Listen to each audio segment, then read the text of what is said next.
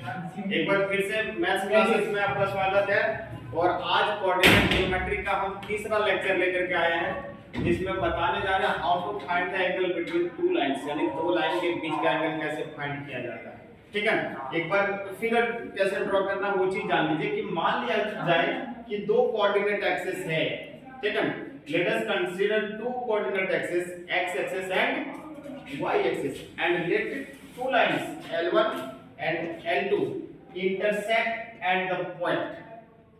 That's name is P.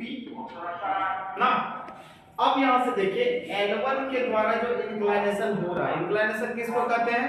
तो किसी भी लाइन के द्वारा x एक्सिस में एंटी क्लॉकवाइज जो एंगल बनता है उसको इंक्लिनेशन कहते हैं। तो ये L1 के द्वारा इंक्लिनेशन जो हो रहा है वो θ1 है, L2 के द्वारा जो इंक्लिनेशन हो रहा है वो θ2 है, और ये दोनों लाइन के बीच का जो एंगल है उसको क्या मान लिया? Theta. Let theta be the angle between both lines L1 and L2। हम लोगों को फाइंड क्या करना है? We have to find theta ना। This is the angle between both lines. Clear समझना है। अब देख लीजिए कि ये यदि θ1 एंगल बना रही है, L1 इंक्लिनेशन θ1 बना रही है, और ये लाइन θ2 एंगल बना रही है। अब ये दोनों का स्लोप क्या होगा? तो स्लोप क्या बोलते हैं? किसी भी स्ट्रेट लाइन का टेंजेंट एंगल जो होगा उस लाइन का क्या होगा? स्लोप होगा। अब यहां से देखिए L1 जो लाइन है इसका टेंजेंट एंगल जो होगा वो tan θ1 होगा कि नहीं? और इसका जो स्लोप होगा यानी L1 का जो स्लोप होगा उसको हम लोग m1 बोलते हैं। क्लियर? मान लिए, ठीक है। दूसरा ये जो लाइन है इसका जो इंक्लिनेशन है वो θ2 है, और इसका स्लोप क्या मान लिए? m2। तो m2 इक्वल टू क्या हो जाएगा? tan θ2। Any problem? यहां तक कोई प्रॉब्लम है क्या? एक बार फिर से क्लियर, फिगर समझ में आ गए? समझ जाइए, ये पूरा समझ में आ जाएगा। ठीक है, ये लाइन L1 है, इसका इंक्लिनेशन θ1। ठीक है, हम इनका स्लोप को क्या मान लिए? m1 मान लिए। तो m1 इक्वल टू क्या हो जाएगा? tan θ1। इस लाइन का इंक्लिनेशन क्या है? θ2 है, और θ2 जब है तो इसका हम लोग स्लोप क्या मान लिए? m2 मान लिए, और m2 इक्वल टू क्या हो जाएगा? tan θ2। दोनों लाइन का स्लोप निकल गया, दोनों लाइन का इंक्लिनेशन पता है। हम लोगों को क्या निकालना है? थीटा। अब इसको देखिए, ये जो यहाँ पर बना रही है ये L है, इसको हम लोग m मान लेते हैं। ये L2 है, इसको हम लोग n मान लेते हैं। इधर देखिए PMN क्या है? एक ट्रायंगल है। PMN क्या है? एक ट्रायंगल है। अब यहां से देखिए किसी भी ट्रायंगल का एक्सटर्नल एंगल, ध्यान से सुनिएगा, किसी भी ट्रायंगल का एक्सटर्नल एंगल का रिलेशन इंटरनल एंगल से क्या होता है? External angle is equal to sum of two internal angle ना। So θ2 is equal to θ1 plus θ ना। सो वी कैन राइट, सबसे पहले हम लोग लिखेंगे late theta be the angle between L1 and L2 now whose slopes are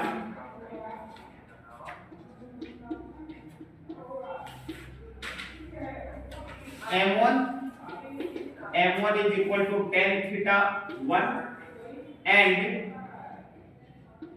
m2 equal to tan θ2 respectively।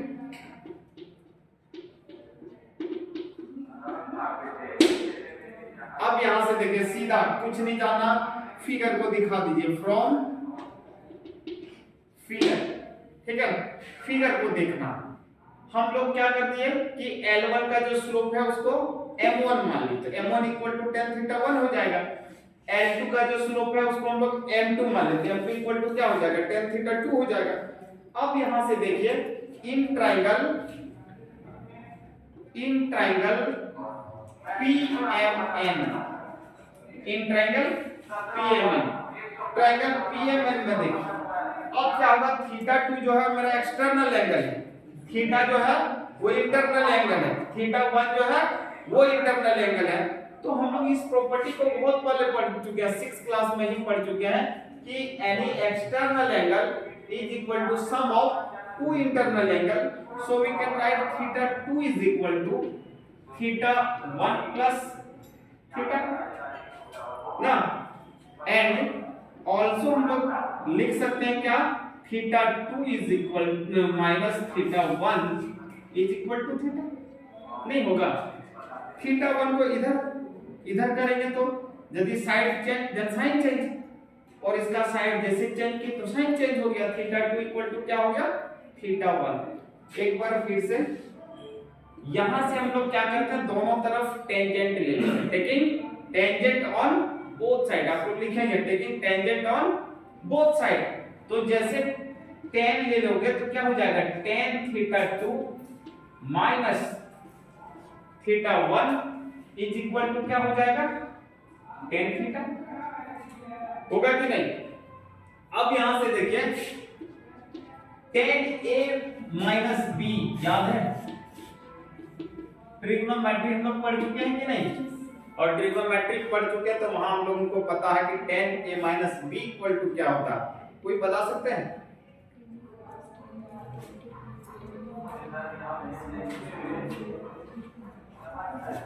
क्या हो जाएगा, tan a minus tan b by 1 plus tan a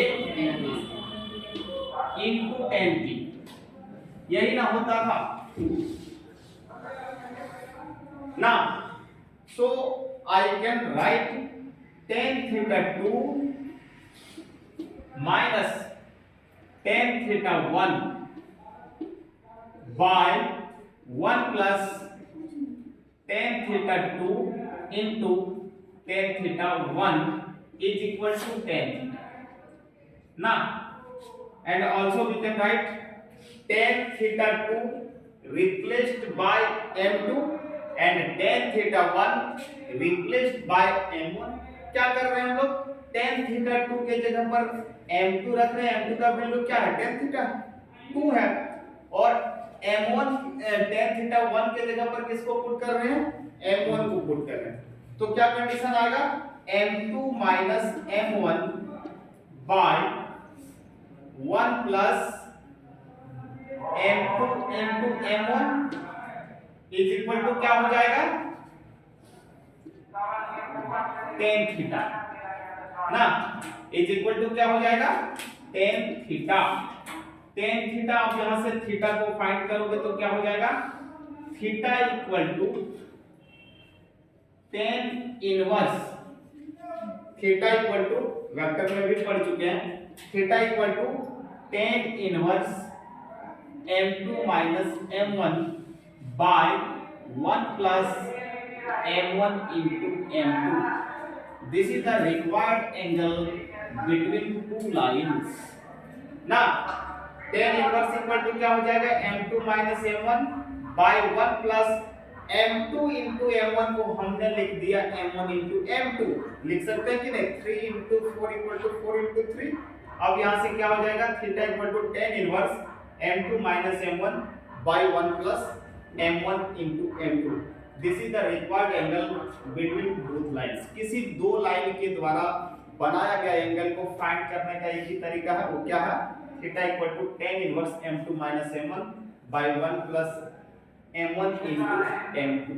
ये क्या हो गया, दो स्लोप यदि हम लोगों को मालूम है या दो इंक्लिनेशन यदि मालूम है तो दोनों लाइन के बीच का एंगल को हम लोग फाइंड कर सकते हैं। क्लियर, एक बार फिर से बताते हैं, किसी भी दो स्ट्रेट लाइन का इंक्लिनेशन या तो फिर स्लोप दिया हुआ है तो उसका आसानी से एंगल, दोनों लाइन के बीच का एंगल को हम लोग फाइंड कर सकते हैं।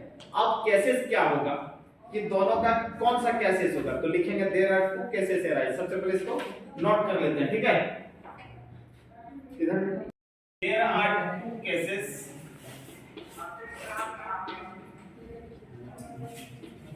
arise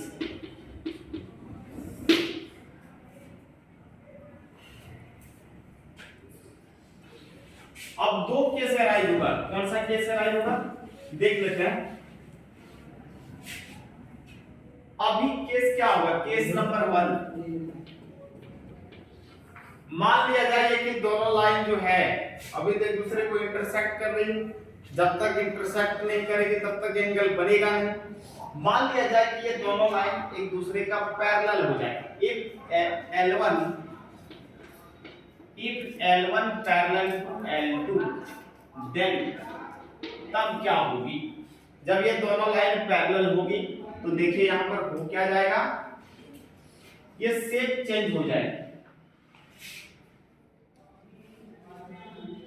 दोनों लाइन का पैरेलल होना मतलब एक लाइन यदि ऐसा हो गया तो ठीक पैरेलल इसका दूसरा लाइन होगा, होगा कि नहीं।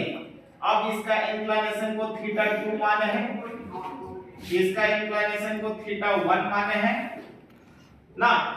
ये लाइन L2 है, ये लाइन L1 है, इसका स्लोप को हमने m1 माना था, m1 = tan θ1 और ये m2 = tan θ2।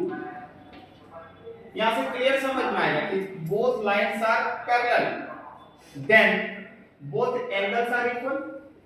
दोनों लाइन पैरेलल होगी तो दोनों का एंगल इक्वल होगा कि नहीं, होगा कि नहीं, और दोनों का एंगल इक्वल हुआ तो दोनों का स्लोप इक्वल होगा। समझ में अभी हम लोग फिगर ड्रॉ करने के माध्यम से समझेंगे, ठीक है ना। अभी हम लोग यहां से प्रूफ नहीं करने जा रहे, ये करने जा रहे हैं कि ये बोथ लाइंस यदि पैरेलल होगी, दोनों लाइन पैरेलल होगी तो दोनों का एंगल इक्वल होगा। क्यों इक्वल होगा, करस्पॉन्डिंग एंगल है, नहीं पढ़े थे इधर parallel lines and transverse lines, समझ पाए कि नहीं। तो ये दोनों एंगल इक्वल होना, इसका मतलब tan θ2 = tan θ1 होना, और जब tan θ1 = tan θ2 होना, इसका मतलब m1 = क्या होगा, m2 होगा।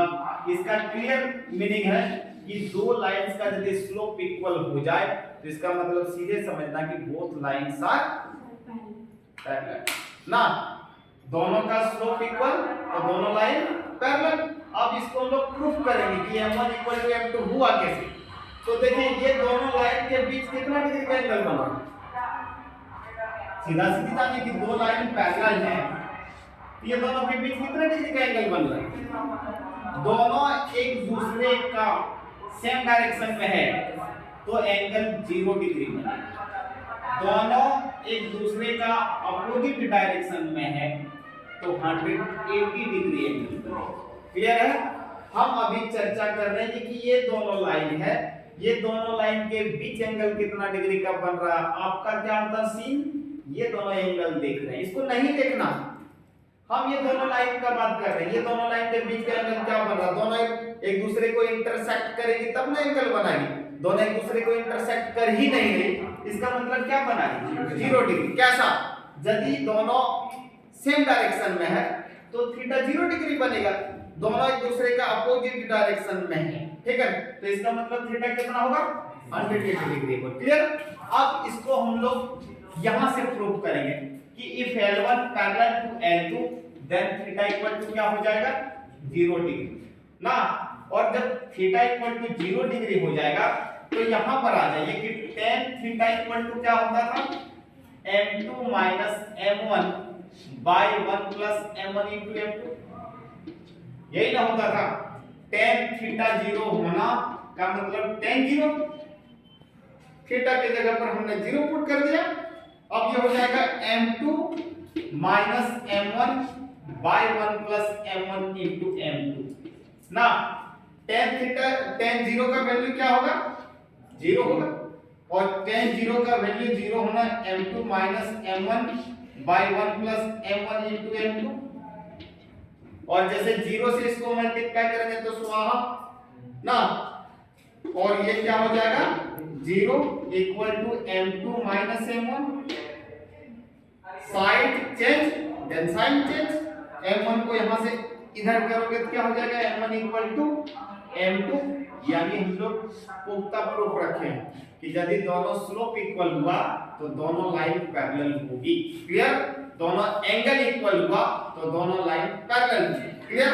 अब आपका कंपटीशन एग्जाम में पूछ सकता है कि दो एंगल इक्वल है तो माइंड से सीधे हटा देना, हमको 1 सेकंड में जवाब देना है कि दो एंगल इक्वल हुआ तो दोनों लाइन पैरेलल होगी, दोनों स्लोप इक्वल हुआ तो दोनों लाइन पैरेलल होगी।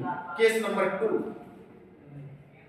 if L1 perpendicular to L2 means both line are cut at 90 degree, means L1 perpendicular to L2 ना, both lines are orthogonal। सबसे पहले इसको कितने नाम से जाना जाता है? L1 and L2 cut at 90 degree at right angles। Second, L1 perpendicular to L2 and third L1 and L2 are orthogonal। ठीक है, ऑर्थोगोनल का भी मतलब क्या होता है कि दोनों एक दूसरे को 90 डिग्री पर कट कर। ठीक है, अब केस क्या है कि if L1 perpendicular to L2, यदि पहला लाइन दूसरा लाइन का परपेंडिकुलर हो मतलब थीटा इक्वल टू 90 डिग्री होगा, और जब थीटा इक्वल टू 90 डिग्री होगा तो हम लोग जान रहे थे कि tan theta equal to m2 minus m1 by 1 plus m1 into m2 होता है ना। tan 90 degree, tan theta equal to क्या होगा? 90 डिग्री होगा। tan 90 degree is equal to m2 minus m1 by 1 plus m1 into m2 होगी कि नहीं? tan 90 का क्या वैल्यू होता है? इंफिनिटी ना। tan infinity equal to m2 minus m1 by 1 plus m1 into m2। नीचे कुछ नहीं तो क्या 1 है, क्या करेंगे हम लोग? पलट देंगे। पलटना का मतलब 1 बाय इंफिनिटी, जो नीचे था उसको ऊपर कर देंगे। 1 plus m1 into m2 by m2 minus m1। इस केस को थोड़ा क्लियर समझा। ठीक, sin 90 नॉट डिफाइंड मतलब infinity, sin tan 90 is infinity. अब m2 minus m1 by 1 plus m1 into m2, हमने कुछ नहीं किया, इसको सिर्फ पलट दिया। इंफिनिटी के नीचे कुछ नहीं, इसका मतलब 1 है, 1 को ऊपर इंफिनिटी को नीचे कर दिया। तो केस क्या हो गया? ये नीचे वाला पार्ट जो डिनोमिनेटर पार्ट था वो नोमिनेटर बन गया, और जो नोमिनेटर पार्ट था वो डिनोमिनेटर बन गया।